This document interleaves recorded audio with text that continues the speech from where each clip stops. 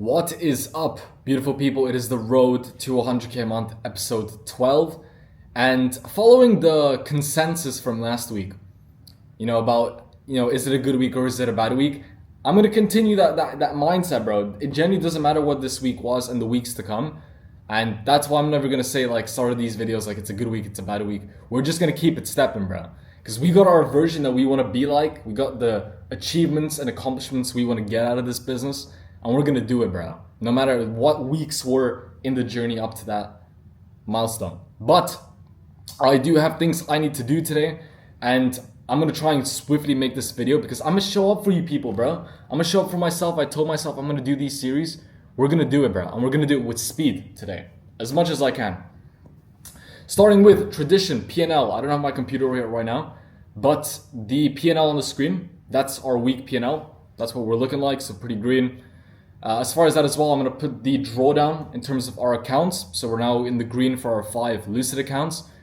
And yeah, we'll go over the eval situation this week, things that went and happened, and how we will continue going into next week. But straight into it, bias for Monday. We had 4 hour gaps above, continue to being respected pre-market, looking like it could be a bullish day. Another 4-hour bullish gap formed from Sunday open. About to break a structure to the upside on the 4-hour. Lots of draws of liquidity. Thought I heard a car there. Lots of draws of liquidity to the downside. However, suspected retrace into Sunday 4-hour gap, taking out the draws of liquidity and then make a move to the upside for a bullish day. Let's see. As well as that, I'm gonna just interrupt here. Every single one of I put a focus on this week of showing you guys the higher scope of the charts. I kind of labeled the liquidity points for previous sessions, and it should be you guys should have a lot more context of what I'm speaking about as I'm speaking through this.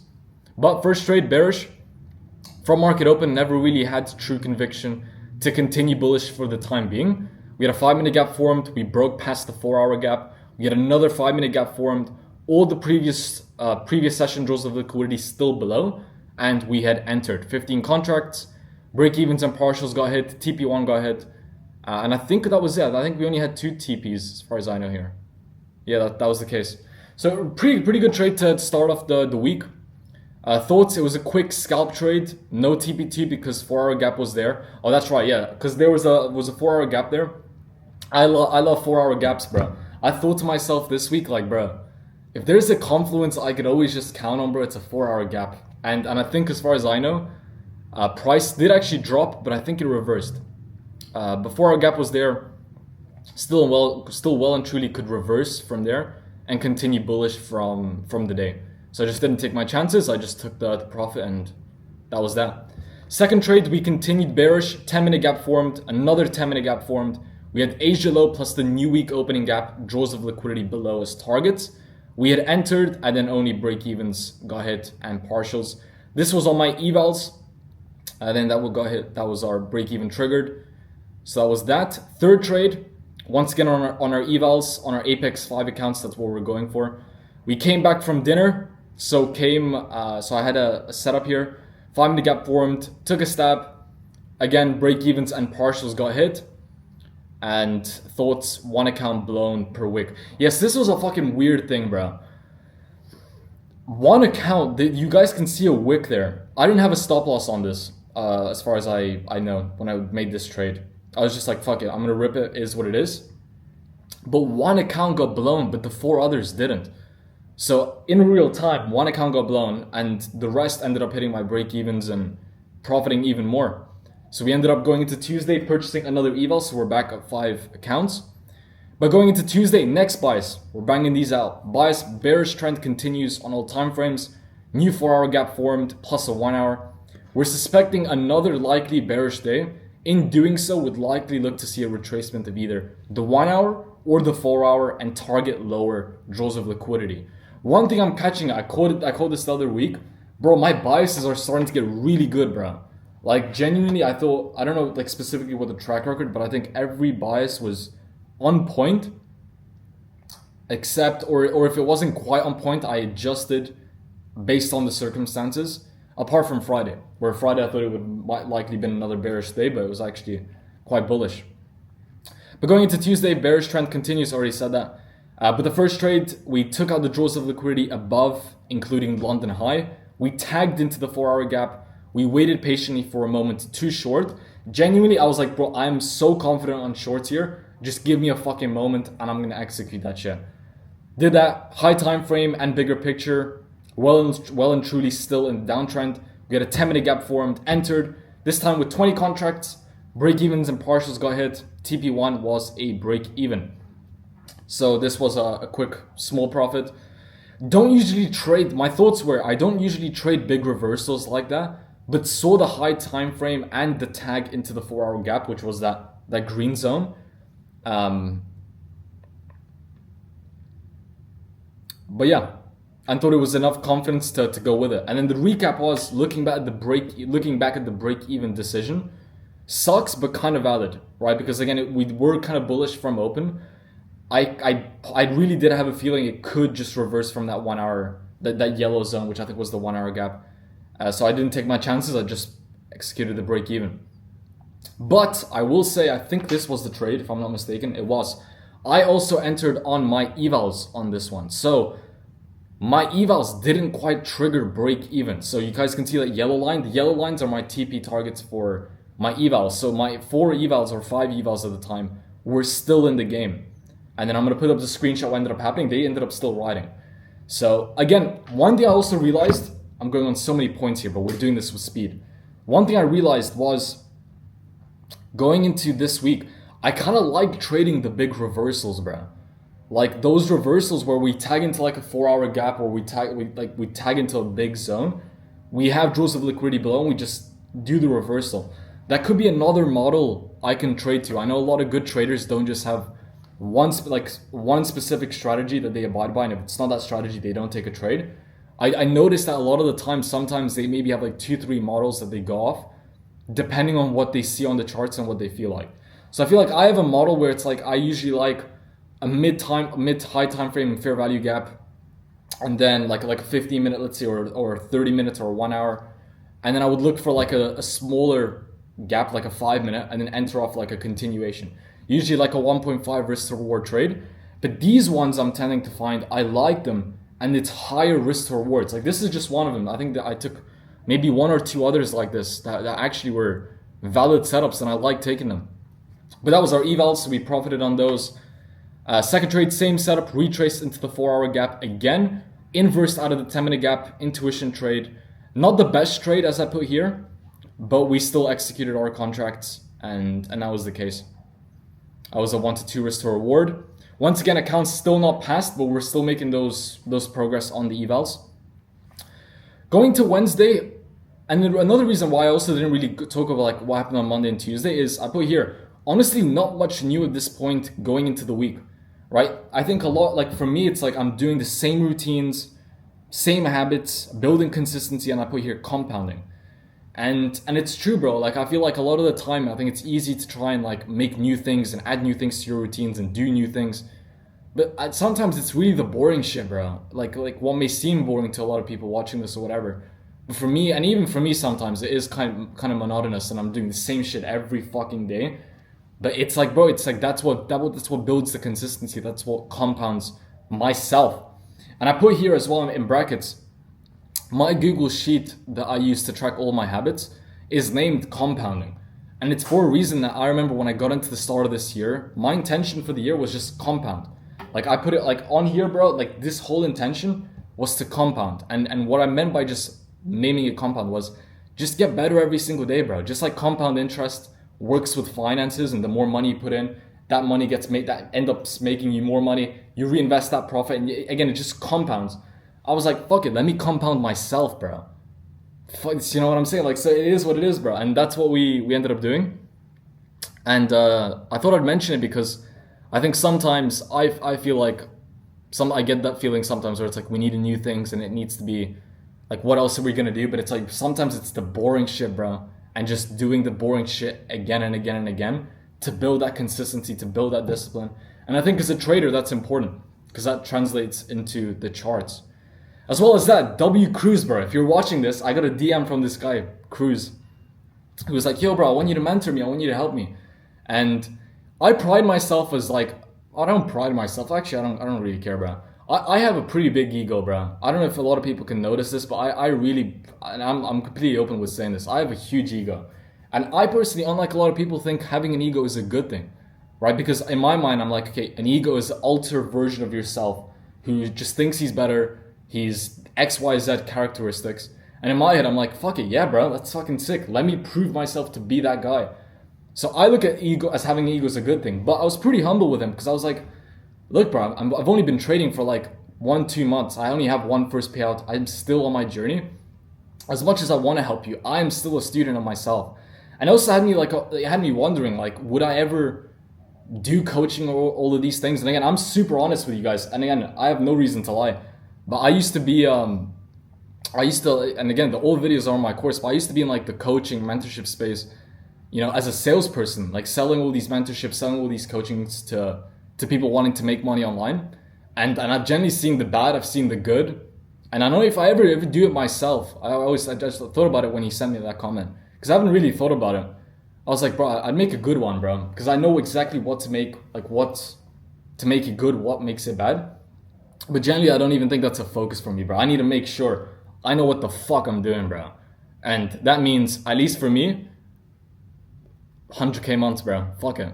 And then it's like, then I have that proof of concept to myself.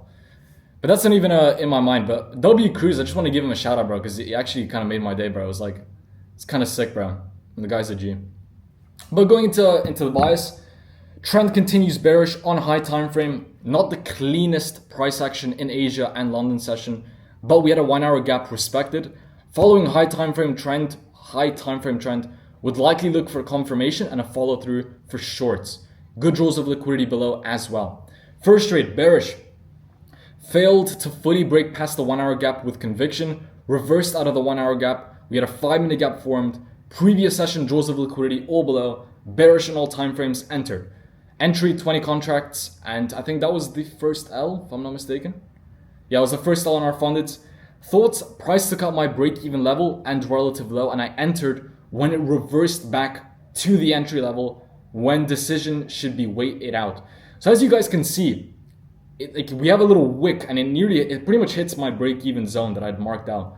I entered when it reversed back up, and then I entered. What I should have done is in my brain, I should have known okay, price just swept my draws of liquidity where I suspect we could reverse out of that point. And that's exactly what ended up happening. But I entered thinking of okay, it's just going to retrace and then we're just going to continue making lower lows. But it didn't, bro. It swiped that liquidity within a minute and then just fucking tanked, bro. And so the lesson there is bro, I shouldn't have. You could argue it's a good valid setup, but at the same time, it's I had my targets drawn out of what I think are significant liquidity points where if they're hit, they're likely going to reverse back up, or at least it has the chance of doing so. And that's what ended up happening, and I still entered. So I think there I should have put here, I should have waited it out, is what it is. We went into the second trade. Bullish this time, 30-minute and a 1 hour V-shaped recovery. We broke past the 1 hour gap. We were in a 1 hour uptrend. We had a 15-minute gap formed. Previous New York draws of liquidity above. We were bullish on all time frames and we had entered. Now, eval situation. Now this is fucking brutal, bro, but this is I need to push through this, bro. I really couldn't have let this affect me, and I kind of did on Friday.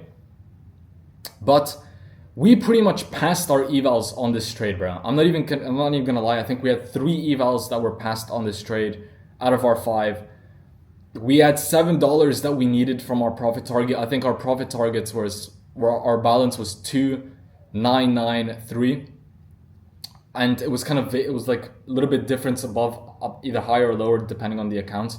I don't know why. They're all copy traded. I don't know why that is, but we were $7 away from passing, and I tried trading on some fucking bullshit fucking trades, bro.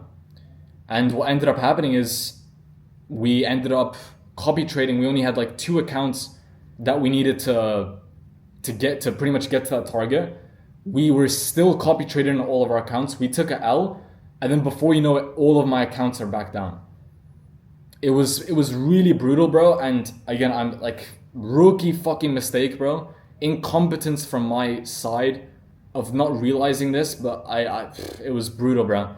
But yeah, in the end, we'll just continue with the video, bro. But yeah, we had our evals temporarily passed. One actually did end up passing, and I left it because I realized after they were all copy traded, I quickly got out of the trade. So one is passed, but I don't want to trade that one until we have the other four on Apex. But the third trade, bearish, we had a breaker structure to the downside on the 1 hour. We had a 15-minute gap formed, inverse the 1 hour gap.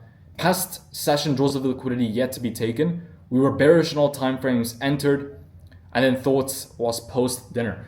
For me, bro, as a man, bro, I just feel fucking better when I eat, bro. When I had my dinner, bro, it's like all the stress, all the worries in life, bro. Like I thought about this, bro. I'm like, bro, when you just eat, bro, it's like you're chilling, bro. I don't know, bro. And I had that, and after post dinner, I got into the charts more at calm, more at ease. I'm not fucking like pissed off because I was really pissed off, bro. Like, and we'll continue with until Friday. But entry, we went with 20 contracts. Break even and partials got hit. TP1 got hit. TP2 got hit. And then that was a 2.15 risk reward trade. And kind of what I meant about the reversals, once again, kind of tagging into a zone and reversing and finding a little other zone and just entering off the big reversal. I really like these trades, bro. And I think going into next week and the weeks to come, we're going to continue testing that.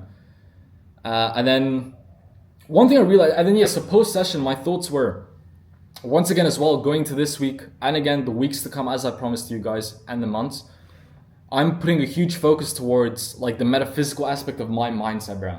Once again, I mentioned when I pulled up the book and the audiobook that I was listening to by Outsmarting Reality by Neuroknowledge, and just sinking that methodology into my brain and just making it my subconscious. And I realized on that session was my old frequency tried dragging me. So one thing I've learned that could be useful to a lot of you guys is a lot of the time when you want to become a new version of yourself and you have a goal and you have a set, and this is all from the book, all the knowledge that I've gained from the book. So I'm speaking from my learnings of what I've learned and what I'm going to be applying. But it mentions that when you want to become a new version of yourself, right? It's a new frequency, a new version of yourself, a new desired reality, as it puts. You're going to have your old version of yourself who doesn't want to change. And in long story short, bro, your current version of yourself, or even the chud version of yourself, the guy who had bad habits, the guy who's, you don't show to anybody, it's your private self, that old frequency, that old self, the guy who has bad habits, bad mindsets, all these different things, he doesn't want to change. And what it mentions is that the old frequency wants to stay the same and it will do anything to keep you in that mental state. And as a trader, what I took away from it is that it wants you to stay frustrated when a trade doesn't go your way. It wants you to feel FOMO when you miss the setup. It wants you to feel like all the bad characteristics of an unprofitable trader. And what it puts here is that you need to evolve and you need to be aware of that happening and put yourself in a mindset of the profitable version of yourself. And then realizing that if a trade doesn't go your way, the profitable version of yourself isn't going to get phased. If you FOMO into a trade and you see like you could have took a potential setup, the profitable version of yourself isn't going to get affected. And it mentions here that, and what I reflect out of it is that session, my old frequency tried dragging me down, bro. Like I remember like I was so frustrated when my evals were pretty much all passed. I was $7 away from all of them being passed. But then I started to feel these emotions of anger, frustration, like, bro, I've been going at this for like 2 fucking weeks. Why me? Like victim fucking bullshit, bro. And I needed to quickly snap out of it, and I fucking did, bro. And that's an observation for you guys, and something I've learned, that when you're in the quest and the journey to being a new version of yourself, a new desired reality, accomplishments that you want to achieve, just know your old self doesn't want that, bro. It wants to be the old version that it is, because your body and your mental state doesn't like change. You might think, oh yeah, you want success and you want it, and you might, but your true self, your subconscious doesn't, bro. It wants you to be the same version of yourself. And that's one of the takeaways I took away from what I've been listening to by Outsmarting Reality. But going into Thursday, we also finished Jim Simons' autobiography book. It was pretty good. It was more about like him as a quant trader and how he built Renaissance Technologies, but we finished that. We ticked that off the list. And I also went into Thursday with the mindset of like, my frequency at this point, like my energy state, it kind of dropped down going into when I woke up on Thursday. in regards to like I didn't have that zest of like, yeah, let's keep fucking going, keep going on. It's kind of like motivation, bro. It's like you're gonna be obviously when you have a new challenge or you're setting out to do something, motivation's always gonna be high when you start off. But real fucking quick, real motherfuckers know. At a certain point, it's pure discipline, bro. You're not gonna be at that high energy state all the time. So I reflected that I can't always depend on being at a high state. I need to also start syncing my identity and just making the version of who I want to be, which is 100K a month Jake Wood, and just acting like him from an identity standpoint, how he thinks, how he speaks, what he stands for, what is his values. And that's what I realized, that you can't just rely on motivation, and real motherfuckers know this shit, bro. You can't rely on motivation. It's never gonna always fuel you. At a certain point, and you tend to find it's always after the first day or the first weeks or the first days, that shit starts to drop off, bro. And that's when a lot of people start to drop off. And that's what I realized, like now I need to start shifting this into like an identity standpoint. I need to ascend and continue going from there. But going into that bias for our trade, we had a switch of trend on the high time frame. We had a breaker structure to the upside on the 4 hour, but also a 1 hour breaker structure to the downside. We had a new 1 hour gap and a BPR gap formed from yesterday's Micron earnings, which was pretty fucking nuts. I find it fascinating how things like that influence the market. Like just the company's earnings going public, and you just saw the fucking rise of just the whole fucking index rising. It was crazy, bro. But yeah, all draws of liquidity still resting above, but all previous session draws all above. So staying open-minded. Number one, as far as my first trade, I accidentally opened the trade and I just instantly took myself out, but that ended up pretty much $80 per profit per account. But it was just, again, purely accidental. But then again, our first proper setup was bearish. Price ever so cleanly took out our previous New York high and London high at 8:30 when core PCE price index was released. So at 8:30, we had our PCE index got released, and price, like, it was so perfect, bro. Wicked out our previous New York high and London high to a wick.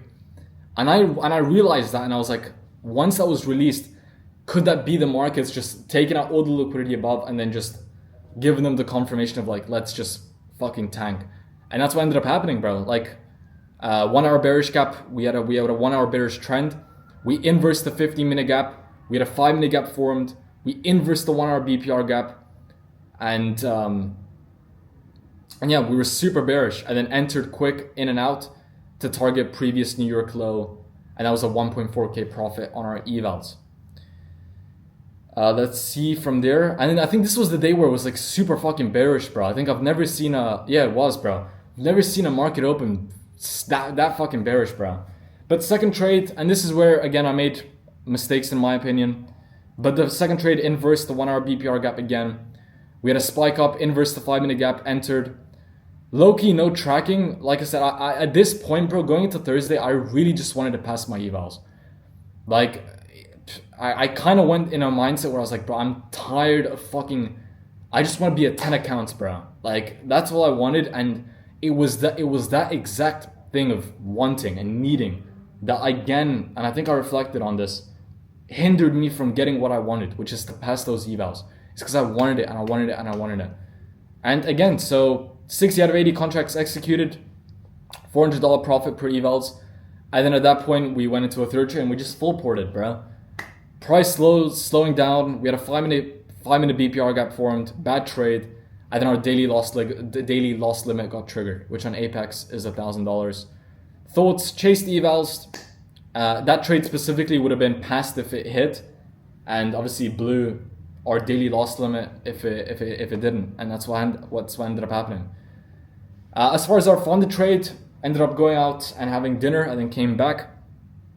But on our funded, we were bearish. Pre 1 p.m, low-key a gem. So this is one thing I started to realize. I like to trade New York AM as my kind of like my gold window, but I've started to realize like I like afternoon, bro. Like when it gets to PM. And then we ended up seeing a setup. So we inversed the 1 hour BPR gap. We had a 5-minute gap formed, downtrend on all time frames, good draws of liquidity below, and I just let that bit ride. That's what I put here. We went in with 20 contracts. TP, well, break-evens and partials hit, TP1 hit, TP2 hit. That was a 3.35 RR trade. And yeah. Oh no, surely that wasn't TP2 as well. Yeah, it was only break-evens and TP1.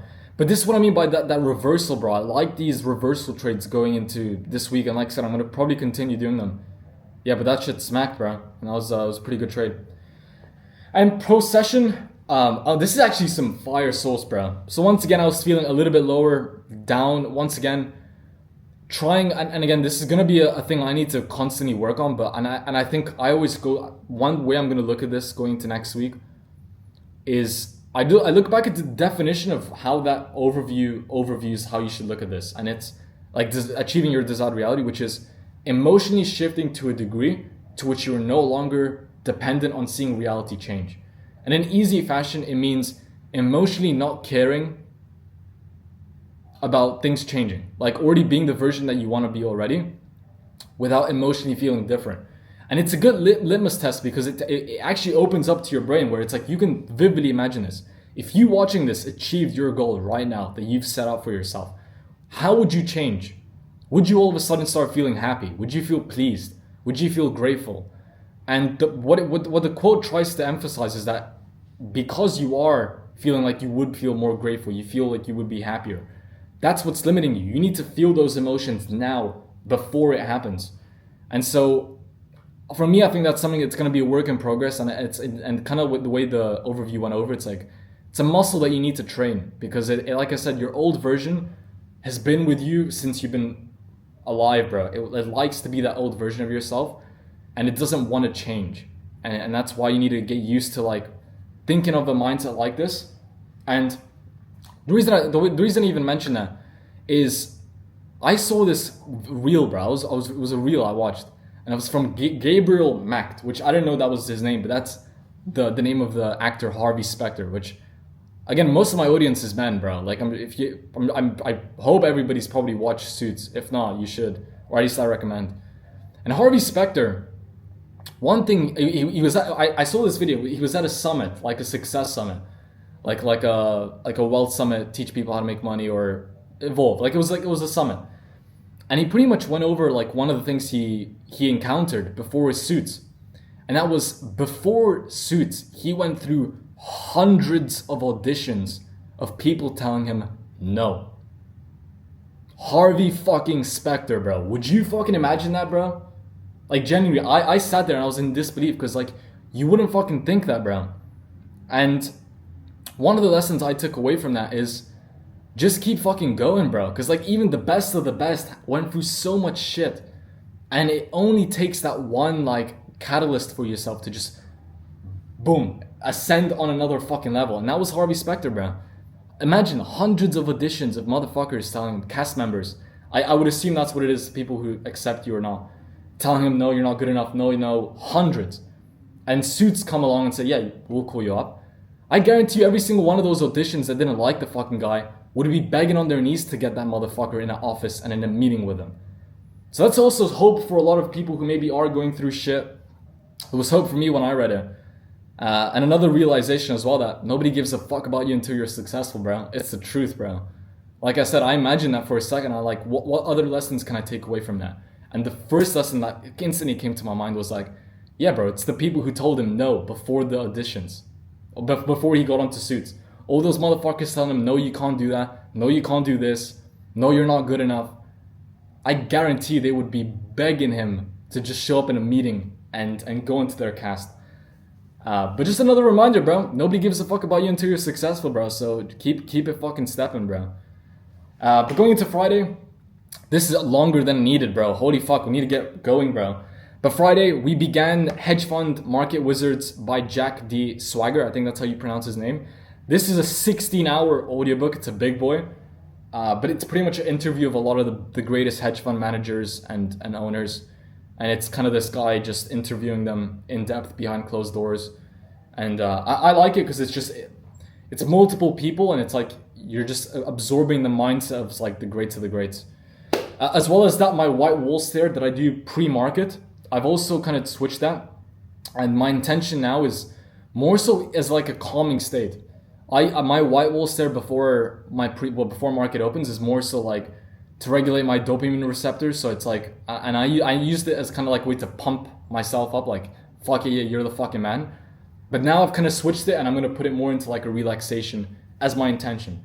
Being relaxed, so that when I'm in the session, I'm just level fucking headed. But as far as that, our bias, 4 hour continues bearish, new 4 hour gap formed, respected, really good draws of liquidity below from relative prior session lows. Would likely look for a fill into the 4 hour gap and draws of liquidity from yesterday's session swept, and wait for a good setup for shorts. Bearish, we took out the previous New York high.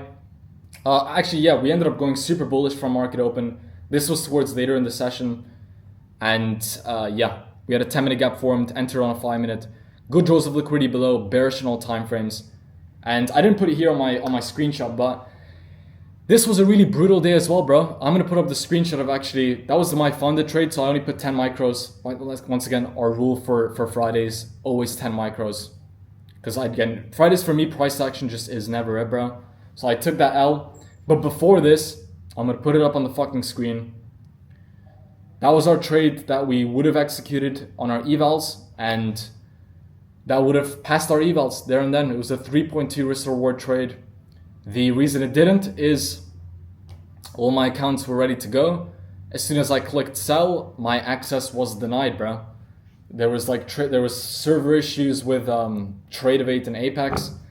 I still haven't checked. I hope by Monday it's gonna be good, but I just couldn't make the trade, bro. I think till the end of this session, every 15 minutes I would check up on it. I'd be like, fuck, bro, is there anything we can do to get this to work? And it just didn't, bro. There was a server issue, and it sucks because what really sucks for me, bro, it's like my mindset and my frequency going into this week was really good, bro. Like I said, my P&L and my funded's kind of show it a little bit, but again, that's not in my interest. My interest is my process and how I followed it. And we were pretty good, bro. And my mental state was pretty good. My word, saying things, I'm gonna do things, and I actually did it. But it was on Friday. What hurts the most about Friday was that not that we didn't execute the trade and that we had drawn it out and it would perfectly hit our TP and we would have passed our evals. We would have gone into Monday, 10 accounts, all these different things. What hurts is that it was out of my fucking control, bro. What hurts is that I showed up for myself, bro. I showed up pre-market. Everything was on point. Like I said, new routine, started reading a new audiobook and listening to a new audiobook. And it's like we show up to the fucking markets. We had a perfect read. And it just didn't fucking work out, bro. And again, I kind of tried to look back at Harvey Specter, Gabriel Macht, and his journey of like the hundreds of no's and auditions he had before he had his breakthrough. I just try and stay optimistic, bro. I think the worst thing you can do in circumstances like this is to put yourself down, to find the reasons why it was bad. And the more I've even been studying like the Outsmarting Reality audiobook and the overview, the more I've come to realization of like, I'm mastering this, I'm becoming more aware of this. But it really sucked, bro, because it was like, yeah, bro, I showed up for myself, I did everything I needed to do. I was on fucking point, I was right. Yet again, it was out of my fucking control, bro. And going into next week and Monday, we're going to continue, keep it pushing. And like I said, by next week, bro, I'm getting 5 accounts, bro. I don't give a fuck, bro. I'm saying this right now. I've never said this shit. Like, I never like to call it out. Because again, I like to kind of like let it go. But I really want to get to 5 accounts. But that's, again, I really want. It takes out of the state of like that you already have. So no. Not that I want 5 accounts. I already have extra 5 accounts. So going into Monday, I have 10 accounts. Or not going into Monday, it might be. But by the end of next week, I have 10 accounts. And we'll be continuing to scale from there. And keep it stepping, bro. But aside from that, I do have to head. I hope you guys had a good week, regardless. I hope you guys took away a lot from this video. Hope you have a good going to next week. Aside from that, keep fucking crushing.